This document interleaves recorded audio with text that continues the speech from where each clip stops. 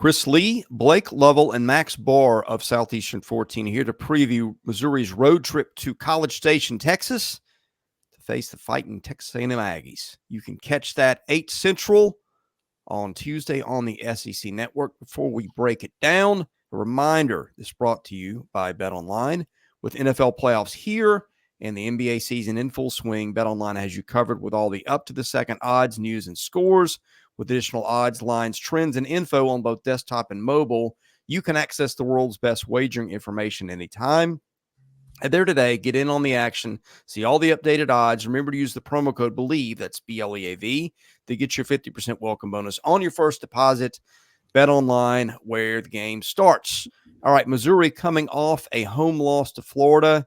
Texas A&M avenged an earlier home loss to LSU by taking down the Tigers in Baton Rouge, setting up a critical game for the Aggies, Blake. A&M would be in the tournament today, I think, if we picked it, but this is one of those wins that, especially with the Missouri team that is low 100s in the net, A&M cannot afford to lose here if it wants to continue to feel great about its NCAA tournament chances. That wouldn't be a deal breaker, but it certainly wouldn't move the needle in the right direction for Missouri to pull an upset. And by the way, computers average between BPI, Bart Torvik, Ken Pomeroy have A&M as nearly an 11-point favorite with about an 85% chance to win. Well, let's just call this what it is. Normally, this would not be its own video, but it's the only game left on the board on Tuesday.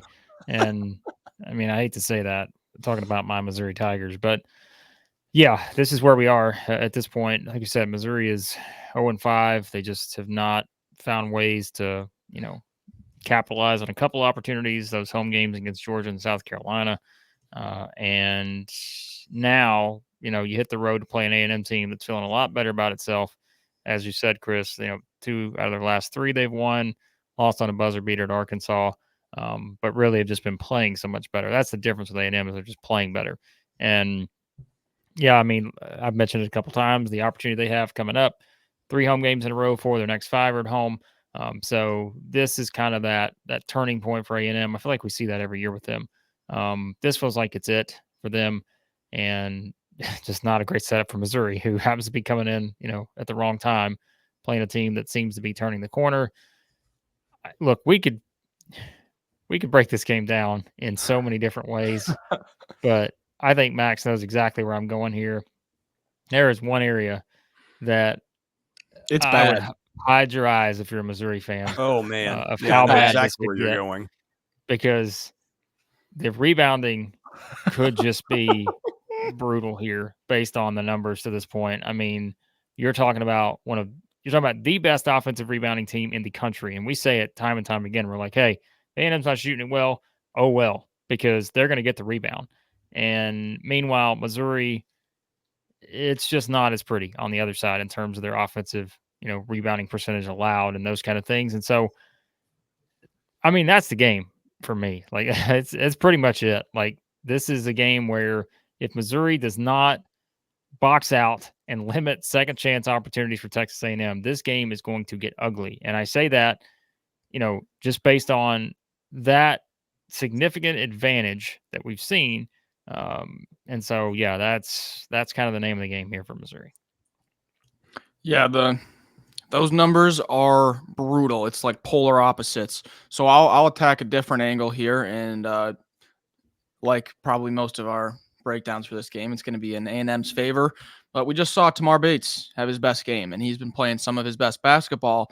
But A&M just got their best perimeter defender back in Solo Washington. So welcome to the most difficult matchup of your season, Tamar Bates. It just kind of any way you look at it, numbers-wise, momentum-wise, whatever you want to call it, not looking good for Missouri here.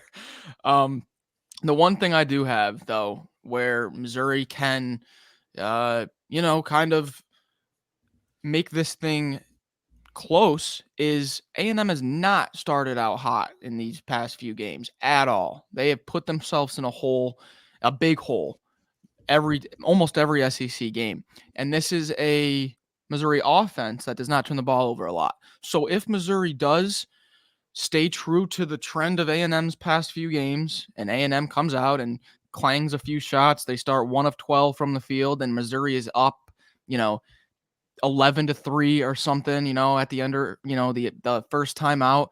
You're like, okay, wait, this might be tough again. I can see that happening, but I think that is like the only path that Missouri might have, because they're not getting to the free throw line and they're not going to muck it up that way. So tough to find a path for Missouri, but Texas A&M has been shooting themselves in the foot a lot here, Chris.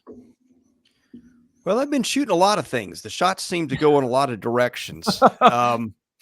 Look, the stats aren't pretty, and if you watch it, it is every bit as ugly as you would think. On the other hand, we have also said, I don't know how long A&M's guards can be as inefficient in shooting as they've been. I mean, they're better players than that. You mentioned that the front court dynamics and injuries, but you also mentioned something on Missouri's side that I'm glad you brought up, because if you look at Tamar Bates just for the year, think, all right, this is a good player. It's been a different story the last, what has it been, 9 games? Yeah. Tamar Bates' first 10 games, he scored in double digits twice. Won the opener against Arkansas Pine Bluff. He got 18, and he got 12 in the win at Pitt. Working backwards from the Florida game, Tamar Bates' point totals: 36, 19, 12, 18, 15, 25, 10, 22. It's been a different guy. He and Sean East give Missouri a 1-2 scoring punch from the guard position that, frankly, in terms of efficiency, is better than what A&M's getting at the moment. But guys, A&M was my preseason pick to win the SEC. I backed off that. And I said part of that was like I didn't know how healthy Ziegler would be. But point is, for Tennessee, because that would have been my pick if I'd known he'd be healthy. Point I'm getting at is here, I thought A&M would be fighting at the top with those teams preseason. They're not. There is a little bit that tells me this team is going to get back closer to the level that I thought it would play at than the level it has been playing at. The rebounding stat is concerning. A&M keeps winning games that way. Missouri I watch, and I think Dennis Gates is doing a good job, but they're just limited with their parts. Give me the Aggies at home here. Blake? Yeah, I'm picking A&M.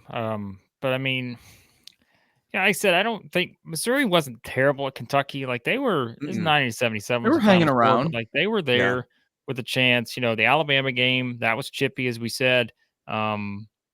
And really the biggest score line wasn't until the actual final minute of the game. So like, I know it's an 18-point loss, but again, I think you could at least say, all right, there were some things you could take away from that. But I just think, like I said, the problem is if you're just going on matchups, an A&M team doesn't maybe have the next gear offensively that an Alabama or Kentucky has. And so maybe that would be why I would look at Missouri here a little bit and say, okay, this seems like the type of style that may be okay in terms of like making this interesting and having a chance to actually pull off the upset. Because like I told you guys, I'm not all the way in on A&M just yet. They've certainly played better, but they also, 3 weeks ago, 2.5 weeks ago, lost by 15 at home to LSU. And did lose at Arkansas, a team that has had nothing to play for essentially.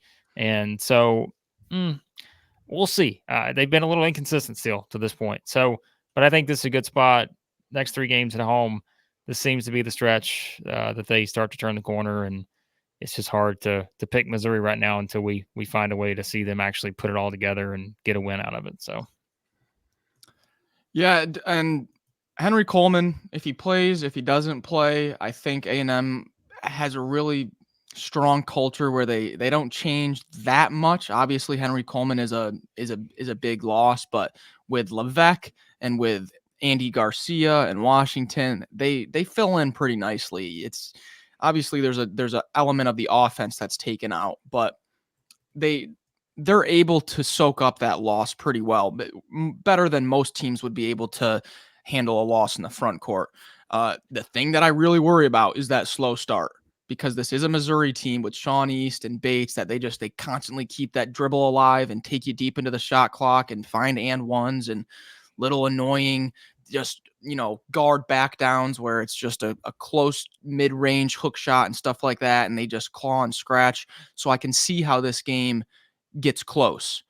But I think with the momentum that A&M has now at home, Wade Taylor just had a decent week, a little bit inefficient, like we've been saying, but Wade Taylor, what did he score? 40 in that game, Blake? I think it was 40, right? So I'm going to go with A&M here, but I do see the path to where Missouri jumps out to an early lead and just rides their guard play and kind of makes this thing nasty. I can see that, but I'm going A&M. All right. Thanks for watching our preview of Texas A&M and Missouri. We're previewing every single SEC on SEC basketball game this year. Best way to get it, hit the subscribe button and enable your notifications. For Blake Lovell and Max Barr, I'm Chris Lee. This is Southeastern 14 presented by BetOnline.